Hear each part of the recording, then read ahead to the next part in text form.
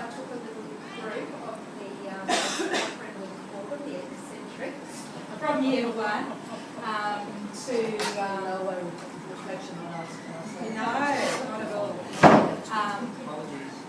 On a Friday morning, just to, extend them in some way. We thought, well, Storyboard is quite engaging because it's got those great illustrations. So, I sat down with them on a Friday and, went through the procedure with them of what to do.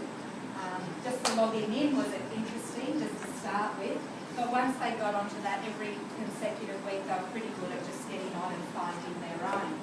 So we got in, had a bit of a play, and they just like, firstly looking and browsing through the pictures and the illustrations. And of course, the pictures they chose were really apt to what sort of person or people they are. So, yeah, oh, hang on, yes, I'll do that a bit later.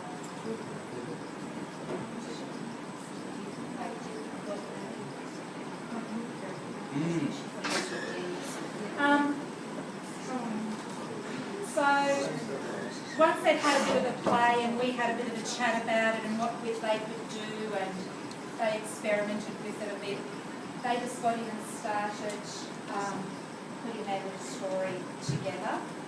And initially, after I had done my bit and just set them up and had played, I thought, well, I really don't have to do too much more, and I, sort of feel a little bit. Yeah, exactly. So that was the word I was looking for. So I thought, well, it is great, and I love all the images, and it's very engaging. But the only point where I stepped back in was at the end where we conferenced together, and they had to edit their work. So that was good because with it, I think, with Storyboard, I think it's quite easy for them just to keep adding pages and just text to go with it. And really the story is not really evolving. Whereas with that little bird's tale, I think I've been discussing this with Anthony, they can plan a whole lot more prior to use. And this is really using the image first as a stimulus and then putting story to it. So it's sort of the reverse almost. So this was just a very simplistic and little story that one of them did in year 1. I don't know if you can sort of see that very well. There's a way of making it clearer. But it's dogs, what are dogs? Some dogs are sleepy but playful. Pups are playful. Dogs can be sad, but not really puppies. If a dog is on a trampoline, it will scratch it. Sleepy dogs look cute. Dogs can't hula hoop or do sport. Dogs can't eat bad food. Dogs may equal some pets.